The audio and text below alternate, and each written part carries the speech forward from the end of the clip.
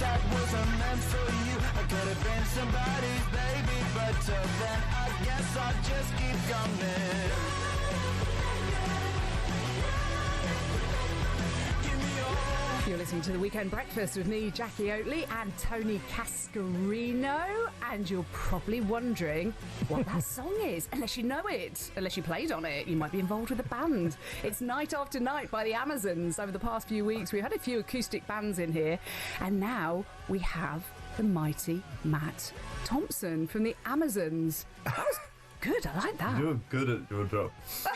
Thank you. Said Appreciate nobody it. ever. The first time ever that's been said, don't worry. Thank you very much. No, thank you for coming in. Absolute delight to see you. And you were at Reading Football Club yesterday. Yeah. It used to be so much easier. We could call it the Mad Stand, wasn't it? Yeah. Thanks to John Medeski, we could call it that, but we have to call it the Select Car Leasing Stadium. And kudos to the Select Car Leasing Stadium, because over the last couple of years, I think they've bailed out the club a few times. They ended up paying like wages some of the months when our previous owner, who we will not name.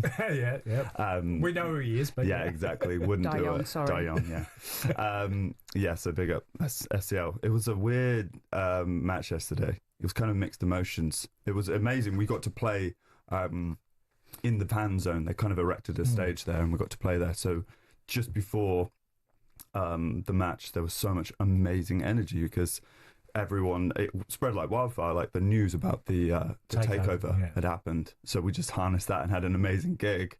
And then they just couldn't put the result together. Barnsley. So do you go regularly to Reading to watch them? Used to be a season ticket holder, and then just with the band, it's just become much more irregular. But we try like 3 or 4 times a season, I guess now. Yeah. I mean, all of you fans. Sorry, Tim. We're all fans, all Reading boys, and we've all been season ticket holders at some point in our lives. Yeah. It's what we Favourite grew ever up. player in in your life, as in that you used to go and watch, not historically? I said yesterday to the club in an interview that I loved players like Jem Karakan, and there was another player called Jay Tab, and it was their like honesty and like tenacity and their humility on the pitch, the hard work, not the most skillful, they didn't have the most flair, but that's not what Reading is. And I just felt their qualities like encapsulated the squads that they were in, and the tone that was set by Steve Coppell and Brian McDermott, where those qualities of humility and hard work, honesty, the benchmark. Yeah. And I think with Noel Hunt back at the helm, he's very much a student of those managers playing under them. Good. And so you're optimistic then, Matt? You know what? Like this season has brought incredible clarity of like what's actually important. It's just important to have a club playing every Saturday, like it has done for the last 150 years, because it's so baked into the community now. It's like almost unthinkable about what would happen if it wasn't around. So who cares where we're playing? As long as we're playing. Yeah. So come on, tell us about your music, because obviously you make albums, you do gigs, and tell us who your inspirations are, as in music-wise. Yeah. That band's called the Amazons. We're about to release our 4th record. It's called 21st Century Fiction. I think it's the kind of combination of 3 albums worth of work up to this point. It comes at a time where we've gone through our 20s and made mistakes and learnt a huge amount about not just being in a band and live performance and all the kind of nuances around that, but just about being grown-up men. There's something about that's music. A challenge. Yeah. There's something about music, and maybe it's similar in football, where it kind of almost like not infantilizes, but your growth as human beings is slightly stunted, because you go from training ground to a pitch to changing room, and then it's just this endless cycle. And it's the same with touring, where usual life milestones aren't really hit as much because you're not there. You're going from bus to dressing room to, and you get like a couple of hours in the city or whatever. But I think COVID and just the kind of slowing down of life has really brought on not just a personal reckoning, but I would probably, dare I say, like a wider reckoning for a lot of us, especially in music. Maturing? I think so, and being able to reflect like in a productive way, in a way that I think gives more weight to the art. I think especially with rock and roll and like pop music, it's very much centered around like that first album, the debut album that everyone gets excited about. But I actually feel like 4 albums in, I've got so much more to say, and I actually feel like we can execute our vision better. You know, we've got all the energy of a young player who's like straight out the blocks, but you're not that refined, are you? Yeah. You kind of don't really know the rhythms Rough of the around game. the edges. Yeah. And I feel like that with music, like we're not just wide-eyed when we turn up to a big stage like Glastonbury. We're actually going to go to Glastonbury this June, and like we've got a job to do. We actually have something to say. We have a live show that we want to put on, make our mark, and that's kind of set the tone for this record. It's felt like our do or die record. Can I ask how old you guys are? Because you're talking about maturing and having gone straight into this. We're actually 22. We're 31. You slightly scared me for a second. No. I was thinking Jem Carrichan and Jay Tam have been around a long time. Yeah, you're right. Do you even remember Graham Murty? This is what I need to know. Yes, yeah. Okay, you did live through that. I was slightly worried you were really, really young. Oh, yeah, of course. Well, it's weird because... We hit our 30s, basically. You know, you look at the history of music, and generally all these young people that come into music and that they... Obviously, they're unaware of what the world is like and the goings on behind the scenes. And then I see more musicians now who are not into the bad things that rep bands, you know, whether it's the drink or the drugs and all the other stuff. They're actually way more sensible. And I see that a lot now with music. I'll tell you why. There's less money. If you want debauchery and all that stuff, just go where the money is. And it's DJs who have a residency in Ibiza, or it's hip-hop groups. And I remember we played a bunch of shows early on, like Radio 1's Big Weekend or whatever, and the rappers would have huge entourages, like almost like it's 1975 and the Eagles are in town and they brought their entire group of like friends and hangers-on and groupies and whatnot. And it's just where the money is, basically. But, you know, where we are is where the love of the music is. And the money's in performing now, right? Isn't Yes. it? Because of the downloads, and there's just no money and people actually just listening to music and enjoying it at home. You have to physically get out there and perform. Yes, definitely. That's where we make all of our money, whether it's touring or, I mean, the explosion of the festival scene over the in the last 20 years or so. It's so crazy. You know, that's complete opposite from the 70s and 80s where bands lost money going on tour. Yeah, and the physical, that's where the physical product is where people would make money. This is a beautiful thing, actually touching your... CD, I'm going to finish this sentence. Sorry, there's a CD cover, your thing. CD cover, yeah. Gosh, I'm lowering the toting. That would never do this. She's far more sensible. But it is a beautiful thing. It really is a wonderful thing, because music now, I mean, I admit, I listen to Talksport and listen to sport and watch sport all the time, and way less time for music these days.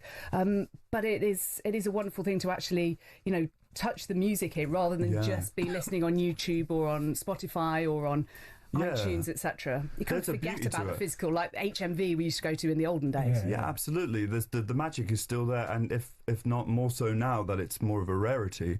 And I think when we were designing this cover for 21st Century Fiction, we wanted something that would stand out on streaming services like Spotify or Apple, but we also wanted something that would kind of stand out in a HMV or rough trade and like really draw you in. I feel like that has those two factors. Yeah, great. Yeah. Let's hear from your music. We want to hear it, don't we? Yes, we need to hear you, Matt, because we could talk all day about music, which I've loved music. I do. I wish I could play something. My son plays the piano and he started the guitar. But when I listen to him, I think, it's just love to be able to do that. I wish I could play football. I feel like there's so such do I. Yeah. I feel like there's such a, you know, like a synergy or like some sort of relationship between music and sport generally. We have so many, we have such success with our music being synced to whether it's football or F1 or NFL or whatever. There's something about like the high drama or the theatrics of our type of rock. Yeah, isn't That there a does festival really this well. summer that combines football and music, I believe, in North London? I can't remember the name of it, but there is. Oh, that Yeah. sounds great. Let's Yeah. please I find would go, someone but I'm to on call holiday. us. It's in August, yeah. Okay, Anyway. let's hear from you. Matt Thompson of the Amazons, take it away. Okay, this one's called Wake Me Up. I've never played it live before, so get ready. It's on our new record, 21st Century Fiction.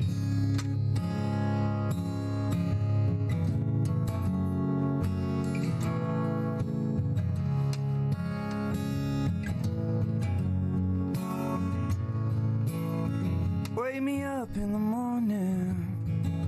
I've been asleep now for too long.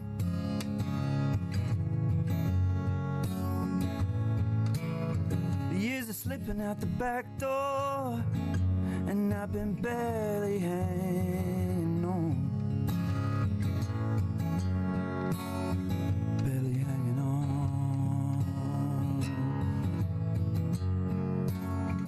Barely hanging on. Did you think that things would stay the same? Baby, even castles wash away.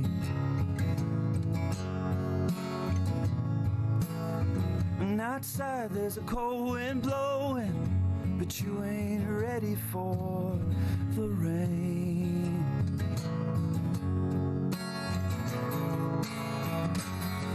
Yeah, the daylight's fading, and I can't keep waiting for our times to change. I've been pulling punches, I've been selling myself so short. Well, I'm not selling anymore. No, I'm not selling anymore.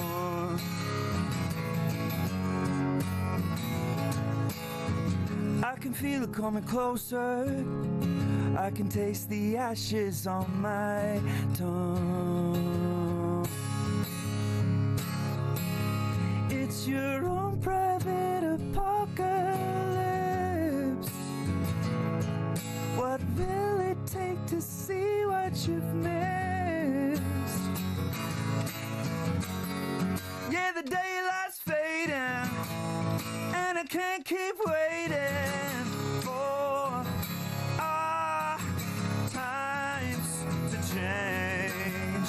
I've been pulling punches, and I've been selling myself so short.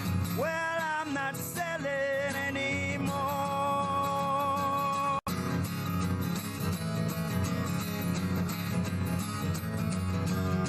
So wake me up and shake me down. Show me the truth. Shine the sun in my eyes. I don't wanna hide. I've been reading the signs. Got nothing to lose in the pale morning light. So wake me up. Well done. Great stuff, Matt. Amazing. Great Matt stuff. Thompson of the Yeah, Amazons. great That stuff. was stunning. Thank you so much for coming in.